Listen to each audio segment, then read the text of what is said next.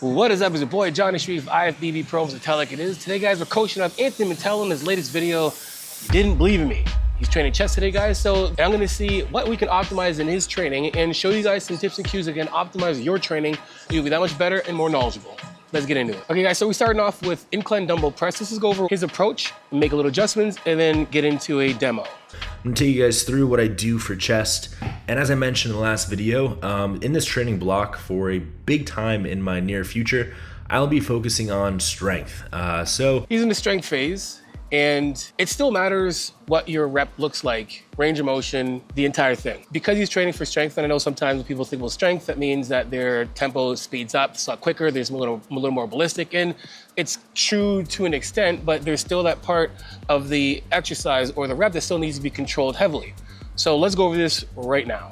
Okay, guys, understand this. When you guys are doing any type of pressing, doesn't matter if your goal is to just build muscle or it's to get stronger, every goal you have is gonna have the same range of motion and the tempo will change, but you're still under complete control. So I'm gonna demonstrate to you guys what different tempos look like from a strength tempo and different kind of eccentric and lengthened tempos you should see consistent. Have our heels or feet underneath your knees a bit, put in the back of the bench, kick these bad boys back, set your feet again, put pressure on the floor so my feet are gonna be almost pushing like this, but let's push my butt back.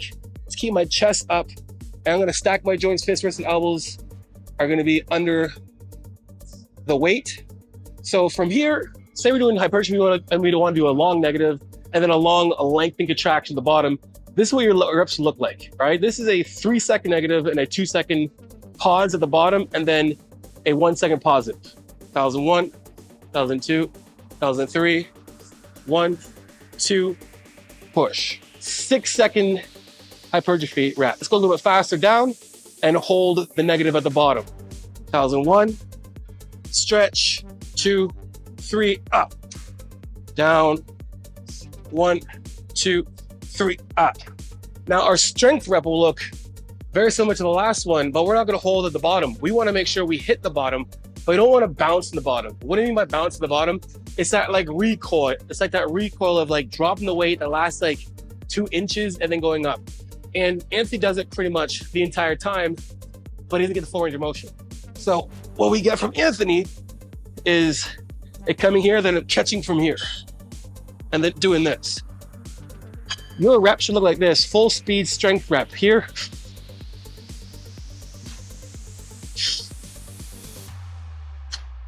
See at the bottom, I'm still controlling it. I'm bringing it down, pausing, up. And it's not a long pause. It's just making sure I get down, push. All right, so next exercise he's on a flat machine press. Let's see how he approaches this. This is a new machine, never really tried it out, and it is heavy, man. There's just some interesting machines at this gym. The gym brand's called Gym 80, which is, and I was getting like a 3x6 here, so I just show the next 2 sets just sped up here to prove my work. So there you go. Bam, 6 good. So he's tracking everything, which is pretty cool, which is what you want to do. So when you're tracking your progress each week, of course, make sure you have the numbers is going to be key, so you know how you're progressing, especially when it comes to strength. When it comes to like just overall progressing each week, it's just basically tracking, you know, increasing either reps and then weight. That's how progression is mainly gonna go. It's not gonna go weight first and then reps. It's gonna go reps, you max out the reps with the weight you're doing, and then we add weight after that. There's a couple things here we can do with a flat press is a few things. His chest, hands, the full range of motion as well. Let's just go over here and show you how to optimize this real quick. When it comes to any exercise, the machines, the dumbbells, the weights will put you into the lengthening contraction quite naturally. And what do I mean by this? So if I'm doing like a pull down, the cable's gonna naturally pull myself back up to the length of the contraction. If I'm doing a shoulder press, the dumbbell's gonna naturally push me back down to the length of contraction. Same with pressing. So when it comes to missing that bottom part of your rep, you're just bypassing the most important part that's gonna help you build the most amount of muscle. And all you have to do is just let it naturally push you back down to that starting point. A couple of things that he's doing, again, same setup as before. Get your feet set, try and get your feet a little bit underneath your knees. That's gonna help keep our butt from popping off the bench. Slide yourself underneath so at least the handles are by your nipple height. Chest's gonna be up, pushing the weight up. From here, right? So on the way down, if I let the weight just push me back, it's gonna push me right to the lengthening contraction. So when we do our presses and we stop here, we're stopping the part of the pulling of the elastic, where if we pull it a little bit more, it's gonna have a great like reaction in terms of when it flies off when you're pulling it back. And that's basically how your muscles work. If I'm gonna go down this way, my chest is stretching the elastic because it's basically attached from here to my arm. We're back. When we wanna push back up, we have this entire thing stretched and then we drive through. If we stop like here, we're not getting the fullness we could out of just letting it go another couple inches. All right, some of you guys are actually making an effort to miss out on the most important part of your lifts, especially chest. Anthony is doing the same thing and he's looking at weight because everyone's idea is, I really just need to get the weight up. That's everyone's goal. I need to get the weight up. When you should be, I want to get the weight up as many times as I can so it can push me back down to lengthen that lengthen contraction. So when we're here, we're down, we're stretching, push, down, stretch, chest stays up, push. On the way down, you're trying to bring your chest as high as you can and then drive. And I'm just naturally letting the machine push me back into the place I need to be. So we have already full exercise, 3 pressing exercise to start. This looks like a decline press. So we have basically an incline, then we have a flat, and then we have a decline. Is it necessary to do all those things? Well, I'm gonna probably save some of my exercises for like a fly movement. He does add flies in here, so it's a lot of chest. When we're trying to actually maximize strength, we kind of want to be minimalist even more. We don't need to do a bunch of different exercises if we're trying to target strength. Strength is more so on the realms of a heavier load, longer rest time, less volume, not more volume and heavier. And so that's just how his programming is.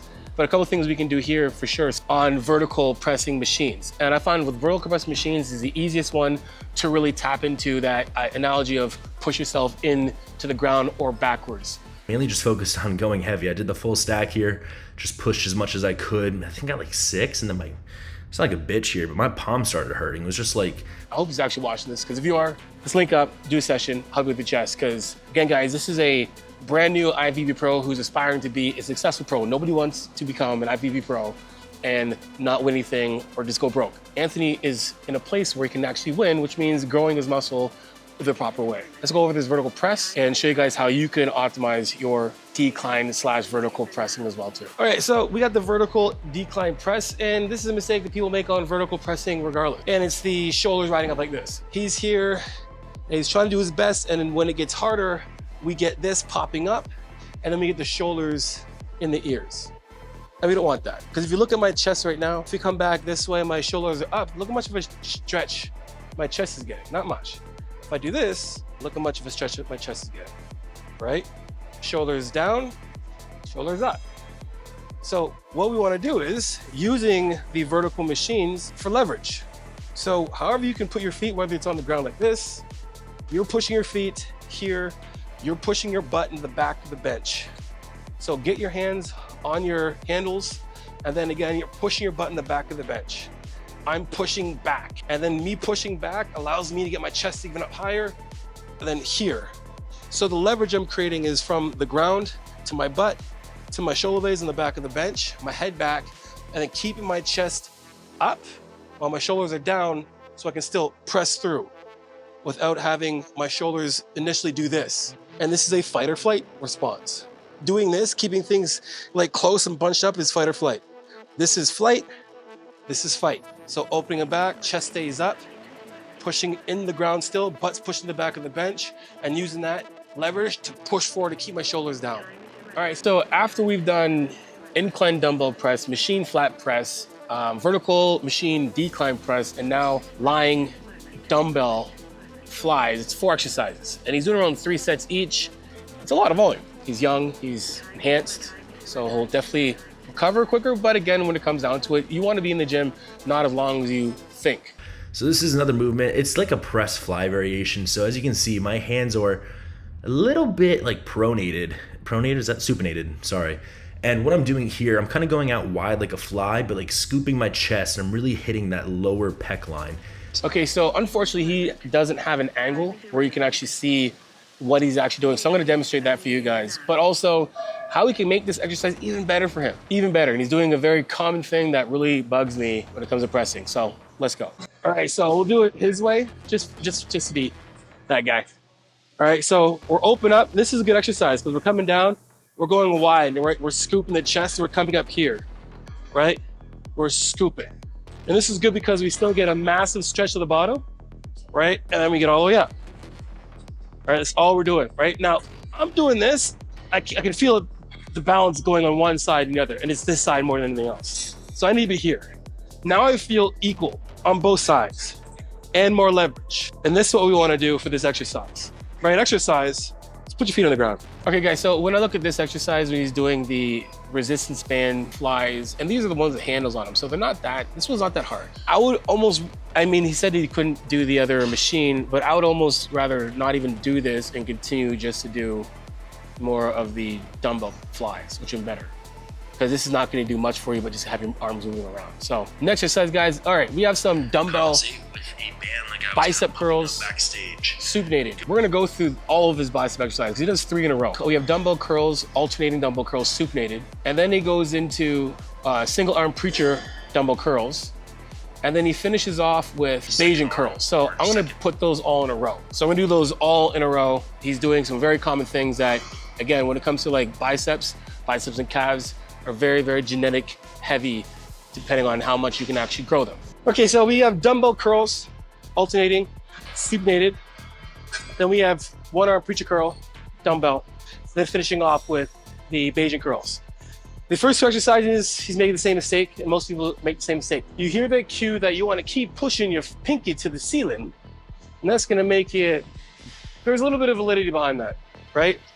What we want to do is, when we're going supinated, basically the bowl of soup, we want to make sure that there's equal distribution of weight that's coming across my hand. Mistake my man's making is we have the common up, and then the weight kind of goes back down, right? We have the supination, and then the supination, we lose it on the way down, right? We kind of do this. It's like here, and then it kind of does this, or up, then we kind of does it. And if we want to maximize growth in these biceps, especially because this is like a hammer curl, right? And that's gonna be back, that's gonna be your forearm and some bicep. This is all bicep, right? So what we wanna do is when we're curling, right? We're curling from the hip, supinated all the way up. There's even distribution of weight across my palm to my pinky. And then on the way down, I stay supinated until I get to the bottom, then I can rotate, right? We're up supinated, we stay supinated on the way down, and then rotate at the end. Right? That's how we're gonna maximize that negative and that length and contraction at the bottom, stretch, and then we're here. So again, when we're doing curls, all I wanna do is just make sure that this part of my pinky has pressure on it and not this. So you don't have to continue to drive your pinky the other way until you have a spiral fracture in your wrist. Just make sure that you can feel the dumbbell sitting on your pinky as well too, as well as your index finger. We have some dumbbell preacher curls, which are my favorite, right? All you gotta do is just make sure that the armpit sits right here in the crease and keep your arm aligned. And all we gotta do is just, boop, we're at the bottom. We still wanna have that stretch, and he's bypassing it. So what's happening is we have this, we have here, and then we have, right? Right, we're just, as in our minds, we're just thinking, we just gotta get the weight up, right? The weight up mentality, guys, we all should know now that it's the length and contraction that's gonna give us the most amount of muscle recruitment. And on the way down from the negative is gonna create more tension. So the entire rep is important. The concentric, the positive contraction is important because that's what gets the weight up. And then controlling it down slowly into the negative is what gives us that much more muscle recruitment. If we keep thinking, just get the weight up, we're thinking backwards. You should be thinking, control the weight back down. Because a good rep goes from here, and I like using the bench, because guess what? I should be able to at least touch here. And if I lift my wrist up a little bit, I get a massive stretch in my bicep. And then I'm pulling it again. So we want to get down here, stretch, 1, up, drive it up, control it down, 1. However long you gotta do it, but then here, stretch, up.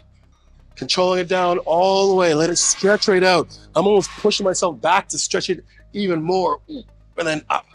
Especially you guys who got stubborn arms. Get down here, hold it, keep your shoulder down, drive it through. Pick a weight that you can do that. If you can't do that with the weight you're using, it's too heavy. Lower it. Okay, so whether you're seated or standing, again, we want to adjust ourselves and let the weight, the machine, the dumbbells put us in the position naturally, right? So if I'm going to walk this thing out and all I want to do is walk this out or put my bench out far enough that when I'm out and stretched, all I'm focusing on right now is keep my shoulders back and away from my ears and my chest up, right? And I'm also even thinking about even just pushing my hands to the ground.